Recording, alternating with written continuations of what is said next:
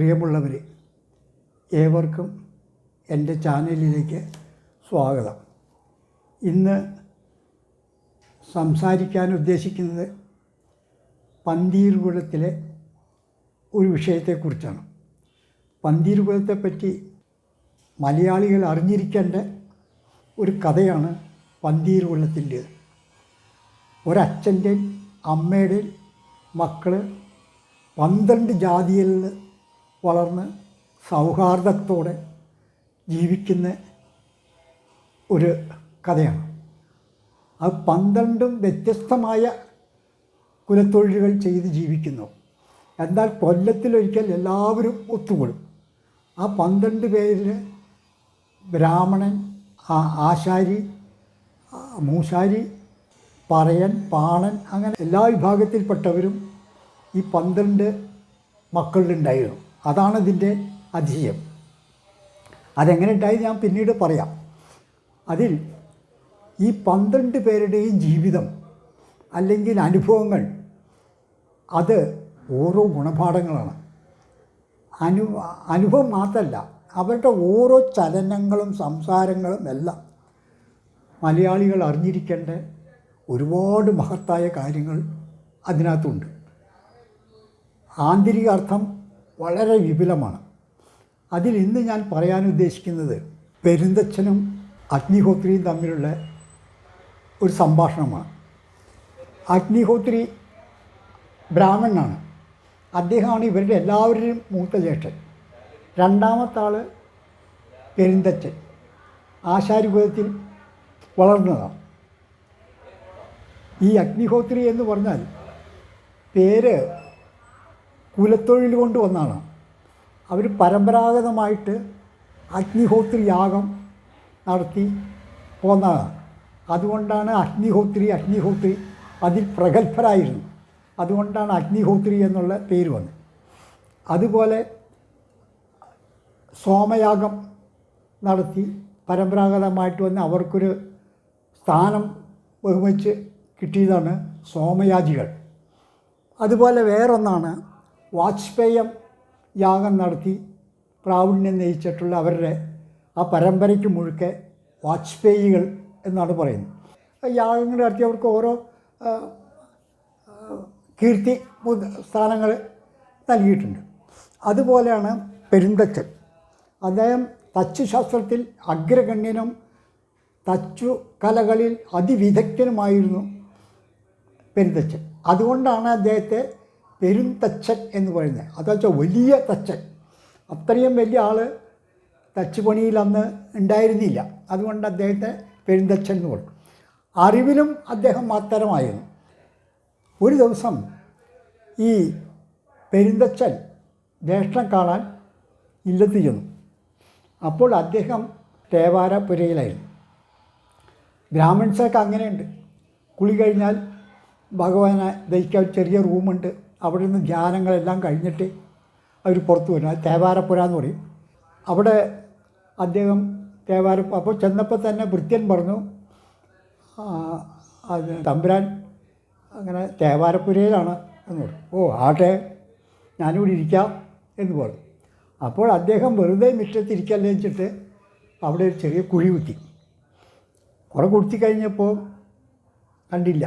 അപ്പോൾ പിന്നെ ഭൃത്യൻ വന്ന് പറഞ്ഞു, ഇപ്പോൾ സൂര്യസ്തുതി കഴിഞ്ഞിട്ടേ ഉള്ളൂ, ഇനി വിഷ്ണു സഹസ്രനാമമാണ് ജപിക്കാൻ പോകുന്നത് എന്ന് പറഞ്ഞു. ആട്ടെ, പിന്നെ അദ്ദേഹം കുത്തിക്കൊണ്ടിരുന്നു.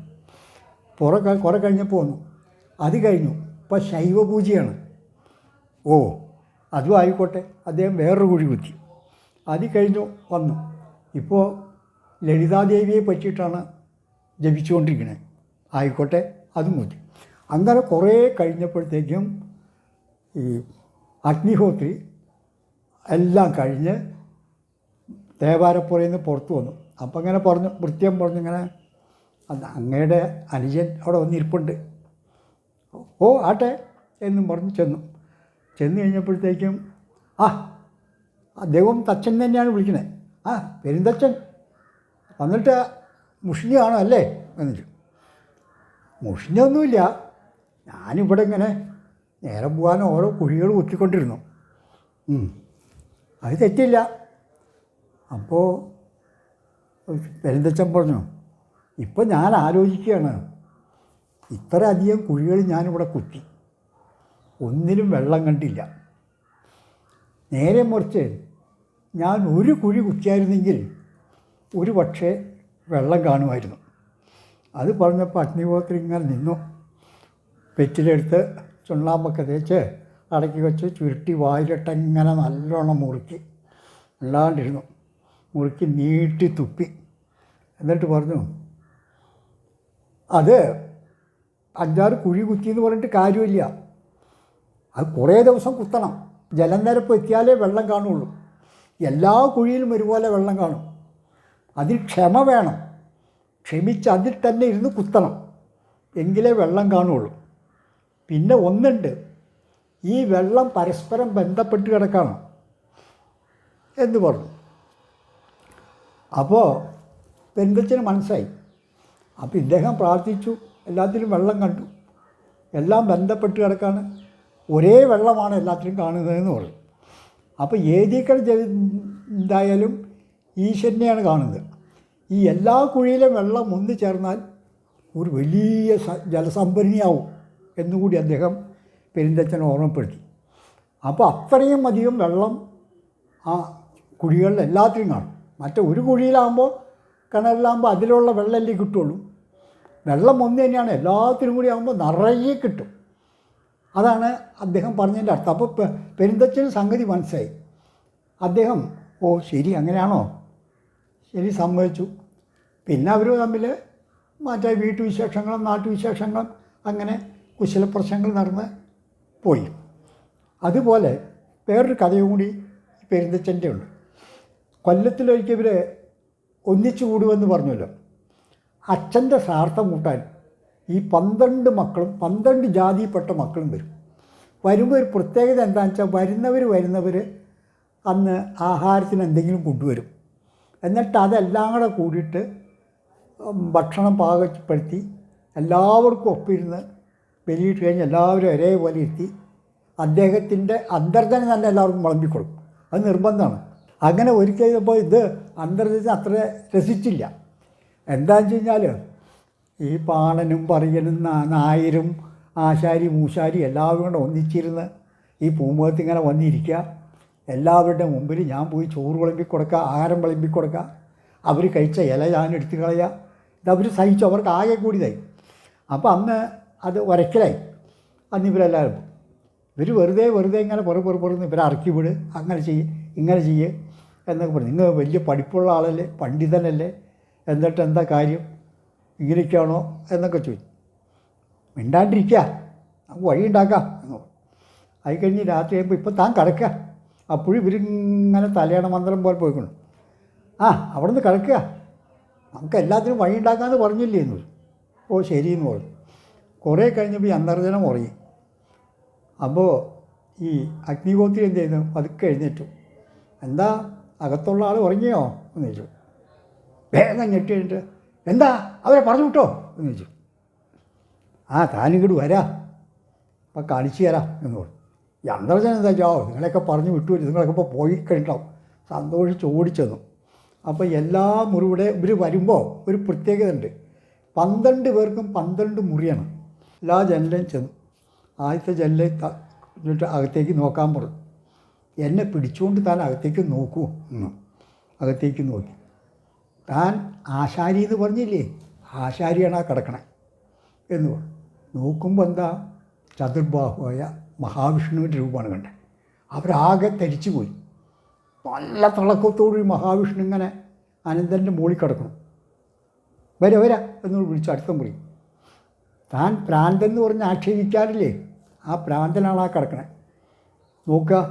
നോക്കി കഴിഞ്ഞപ്പോൾ അതും അതെ, അനന്തൻ്റെ മുകളിൽ കിടക്കുന്ന മഹാവിഷ്ണു. പിന്നെ പോയി. താൻ പറയെന്ന് പറഞ്ഞില്ലേ, ആ പറയകുലത്തിലുള്ള ആളാണ്. കൊട്ടയും വട്ടിനൊക്കെ നെയ്ത് മാംസമൊക്കെ ഭക്ഷിക്കുന്നു പറഞ്ഞില്ലേ, ആ പറയനാണ്. നോക്കി അതും മതി. അത് കഴിഞ്ഞപ്പോൾ അന്തർജന ആകെ തലകറങ്ങി വീണു. ഇപ്പം മനസ്സിലായോ ഇവരൊക്കെ ആരാന്ന്? എടോ, ജാതിയൊക്കെ മനുഷ്യനുണ്ടാക്കുന്നതാണ്. ഇതെല്ലാവരുടെ ഉള്ളിൽ ഒരാളാണ്. അപ്പം മനസ്സിലായോ? ഇതെല്ലാം ഈശ്വരൻ്റെ അവതാരങ്ങളാണ്. അതാദ്യം മനസ്സിലാക്കാം എന്ന് പറഞ്ഞു.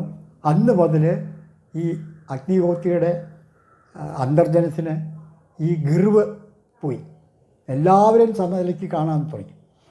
അതാണ് ഇത്. അങ്ങനെ ഓരോരുത്തരുടെ ഉണ്ട്. നാരായണ തുരാന്തൻ്റെ പേരുണ്ട്, പാങ്കനാരുണ്ട്, അങ്ങനെ പറയുകയാണെങ്കിൽ കുറേ ഉണ്ട്. ഇതിപ്പോൾ ഇങ്ങനെ ഓരോ സന്ദർഭം കിട്ടുമ്പോൾ ഞാൻ പറയാം. ഞാനിപ്പോൾ ഈ ഇത് എടുക്കാൻ കാരണം ഇപ്പോൾ നമ്മൾ കുറച്ച് ദിവസമായിട്ട് ഈ മന്ത്രങ്ങളെ പറ്റിയിട്ടാണ് പറയുന്നത്. അപ്പോൾ പലർക്കും തോന്നുന്നു എന്തിനീ പല മന്ത്രങ്ങൾ ജപിക്കുന്നത്, ഒരു മന്ത്രം പോരെ? അതേപോലെ ഒരു ദേവനെ തൊഴുതാൽ പോരെ? കൃഷ്ണനെ ഭജിക്കുന്നവർ കൃഷ്ണനെ മാത്രം തൊഴുതാൽ പോരെ? എന്തിനാ ശിവനെ തൊഴണേ?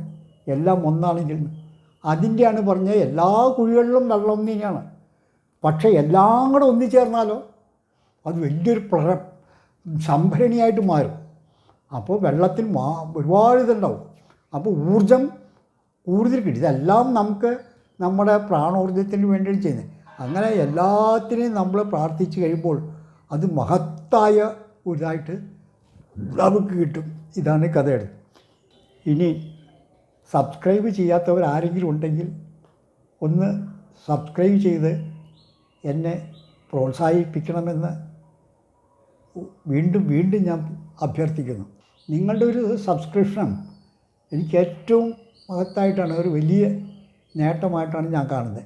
അപ്പോൾ അങ്ങനെ ആകുമ്പോൾ എനിക്ക് കൂടുതൽ പ്രചോദനം കിട്ടും. കൂടുതൽ കാര്യങ്ങൾ വീണ്ടും വീണ്ടും അവതരിപ്പിക്കാൻ പറ്റും. പുതിയ തലമുറയ്ക്ക് പറ്റുന്നതായിട്ടുള്ള ഒരുപാട് സംഗതികളുണ്ട്. ഇതെല്ലാം 1, 2, 3 കൊല്ലം കൊണ്ട് തീരുന്നതല്ല, കൊല്ലങ്ങൾ എടുത്താലേ തീരുള്ളൂ. അത് വേഗം ഓരോന്ന് ഇടാൻ അവസരം ഉണ്ടാകട്ടെ എന്ന് പറയുന്നു. നിങ്ങളുടെ സബ്സ്ക്രിപ്ഷൻ ഉണ്ടെങ്കിലേ എനിക്ക് കൂടുതൽ തോന്നുള്ളൂ, ഉത്സാഹം തോന്നുള്ളൂ. ഇപ്പം ഗ്യാപ്പ് വന്ന് തന്നെ കുറച്ച് അത് തന്നെ എപ്പോഴും ഡെഡായിട്ട് അങ്ങനെ കിടക്കാണ്. അങ്ങനെ വരുമ്പോൾ നമുക്കും ഒരു വ്യൂസ് ധാരാളം വരുന്നുണ്ട്, നേരെ മറിച്ച് സബ്സ്ക്രിപ്ഷൻ കുറവാണ്. അപ്പോൾ ഈ കാണുന്നവരാരും സബ്സ്ക്രൈബ് ചെയ്യുന്നില്ല എന്ന് അതിൽ നിന്ന് അനുമാനിക്കാം. അപ്പോൾ നിങ്ങൾ കാണുന്നവരെല്ലാവരും യൂട്യൂബ് ചാനലെടുക്കുക, എൻ ബാലെന്ന് ക്ലിക്ക് ചെയ്ത് കഴിഞ്ഞാൽ വരും. അപ്പോൾ ഒന്ന് സബ്സ്ക്രൈബ് ചെയ്യുക. അങ്ങനെ ഒരിക്കൽ കൂടി ഞാൻ നിങ്ങളോട് അപേക്ഷിച്ചുകൊണ്ട് ഈ എപ്പിസോഡ് ഇവിടെ അവസാനിപ്പിക്കുന്നു. നന്ദി, നമസ്തേ.